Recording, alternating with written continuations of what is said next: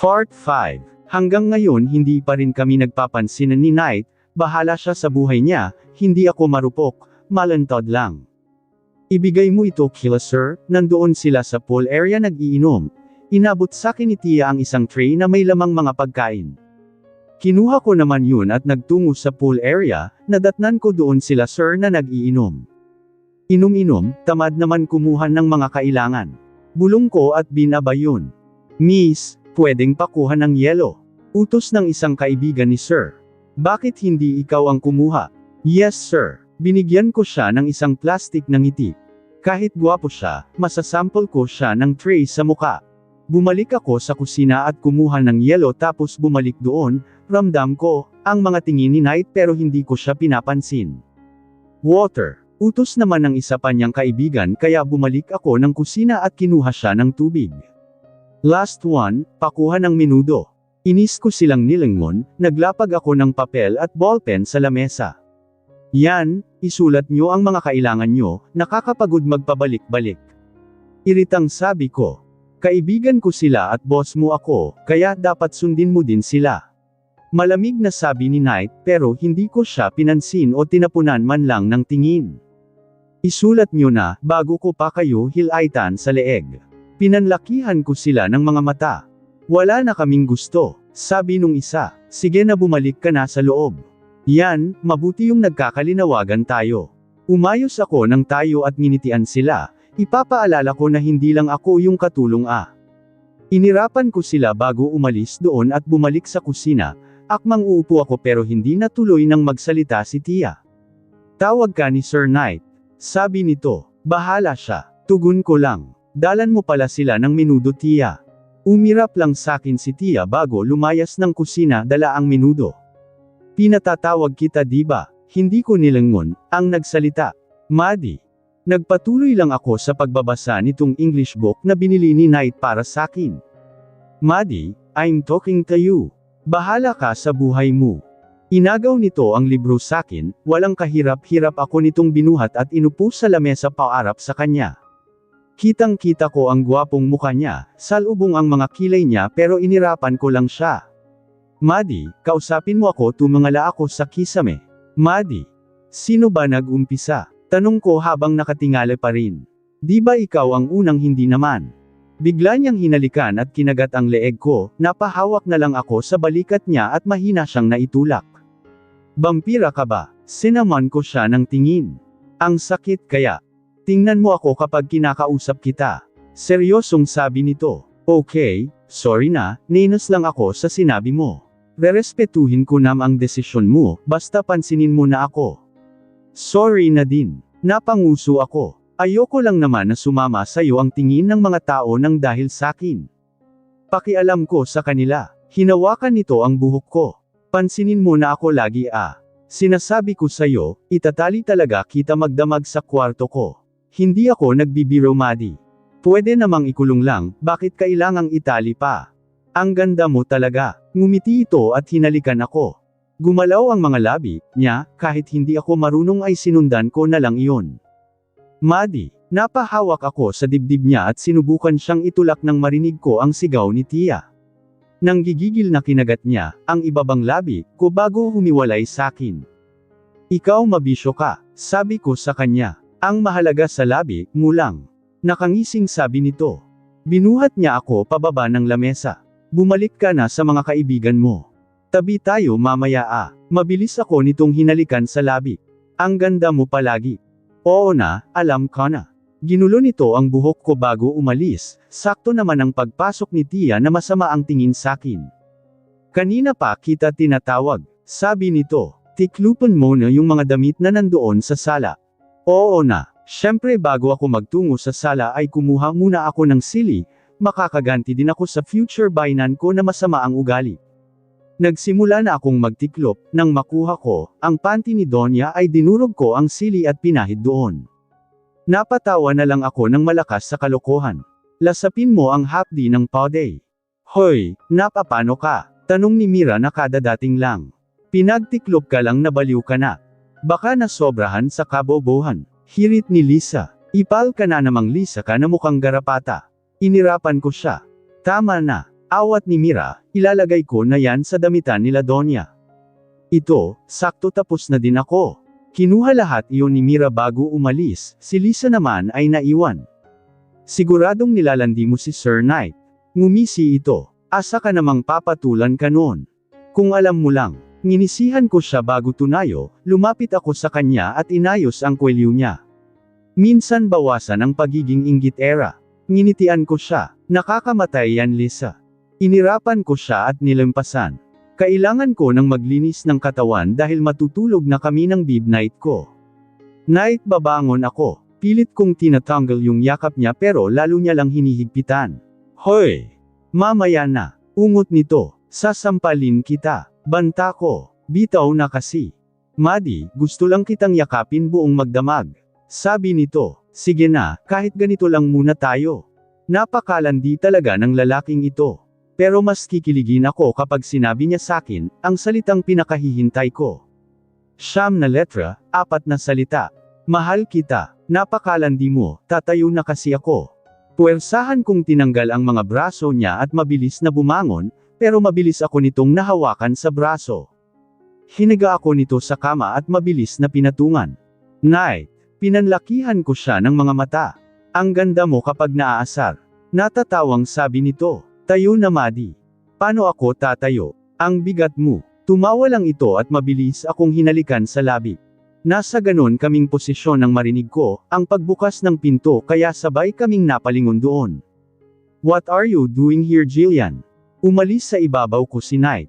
Nasa akin ang tingin ni Jillian, sobrang sama ng tingin nito sakin. Malandi ka. Galit itong sumugod sakin, pero bago pa niya ako mahawakan ay agad humawak si Knight. Malandi kang babae ka. Stop Jillian. Tinulak siya ni Sir. Don't insult her, she's not a whore like you. Yan bang malandi yan ang dahilan kaya in-off mo yung engagement natin ha? Galit ako nitong dinuro, ikaw malandi kang katulong ka. Huwag mong idamay si Maddie dito. Galit na sabi sa kanya ni Knight. Una pa lang ayoko na sa engagement na yun, mga magulang ko lang ang may gusto nun. What? Binigay ko sa'yo ang sarili ko Knight. Ikaw ang namilit Jillian, walang kasalanan si Maddie. Hindi. Sinipa nito si Knight at mabilis na kinuha ang buhok ko. Malandi ka. Ouch! Bitawan mo ako. Kinuha ko din ang buhok niya. Hindi ako malandi. Bobo lang, hindi ko nilandi si Knight, siya ang nanlalandi sakin. Ang kapal ng mukha mo, hindi ka papatulan ni Knight kung hindi mo siya nilandi. Buwiset ka. Jillian, let go of her. Nahiwalay kami sa isa't isa nang pumagitna sa amin si Knight. Hindi malandi si Maddie, tumigil ka na. Ano, nabihag ka sa katulong na yan? Ano bang pinakain sa'yo niyan? Mas magaling ba sakin yan sa kama? Hindi na niya natapos ang sasabihin niya nang sampilan siya ni Knight. Isa pang salita mo tungkol sa kanya, hindi ka na makakauwi ng buhay. Malamig na sabi nito. Nakaramdam ako ng konting kilabot dahil sa asta niya ngayon. What's going on here? Hindi pa nakakaalis ang isang bruha may dumating na naman. Ang reyna ng mga bruha, si Donya. Tita, umiiyak na lumapit si Jillian dito. Yung babaeng katulong na yan, may relasyon sila ni Knight, nakita ko silang magkapatong habang naghahalikan. Hoy, magkapatong lang kami hindi naghahalikan, sabi ko dito. Si Knight ang nanghahalik. Knight, sumama ang tingin ni Donya. Totoo ba, may relasyon ka sa katulong na yan? Wala po, hindi ko na naituloy ang sasabihin ko ng pagsaklupan nito, ang mga kamay namin. Yes, we're on relationship. Tugon nito. Una si Jom, sunod naman ikaw. Napaawang ang bibig ko ng sampilan nito si Knight. Ano pa bang kahihiyan ang ibibigay niyo sakin? Wala kaming kahihiyang binibigay sayo, nagmamahal lang kami. Tugon dito ni Knight. Nagmamahal, mahal, love, mahal mo ako, sabi ko, wey. Aangkinin ba kita kung hindi? Kinindatan ako nito. Tigilan mo yan Knight, sabi ni Donya, si Jillian ang nararapat para sayo. I don't like her. Huwag mo akong suin, may kalalagyan ka. Dinuro nito si Knight. Alam ko ring may kinalaman ka sa pagtatago ng kapatid mo at nang nakabuntis sa kanya, sinasabi ko sayo. You know me mom. Nginisihan nito ng malamig ang ina.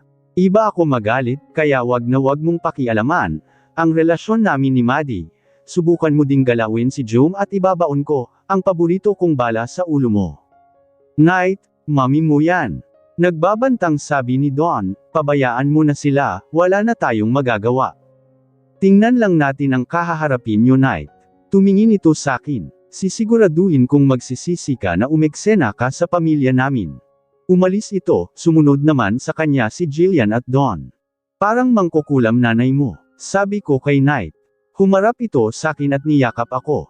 Pangako, hindi kanya nila masasaktan, nandito lang ako lagi sa tabi mo. Yak ako sarili ko Boss Knight. Umuwi na tayo sa kondo, nandito na ang bruha. Parehas kaming natawa at magkahawak kamay na lumabas ng kwarto niya. Nang makababa kami sa sala ay nandoon sila Tia, ang mga Merits. Sir Knight, sana po ingatan niyo si Maddie. Sabi ni Tia, kahit walang hiya yan, pamangkin ko pa din yan. Don't worry, I will take care of her. Magtatana na ulit kami Tia. Tinapik ko si Tia sa labas bago kami lumabas ng mansion. Knight, pengeng tuwalya. Nakasilip ako sa pinto ng banyo, siya naman ay nakaupo habang nakapatong, ang laptop sa hita niya. Lumabas ka na lang ng hubad. Bale walang sabi nito. Hindi ako titingin. Kapag tumingin ka, susundutin ko mata mo. Ngumisi lang ito. Lumabas naman ako ng CR, mabilis akong tumakbo, pero may mga brasong yamakap sakin mula sa likuran.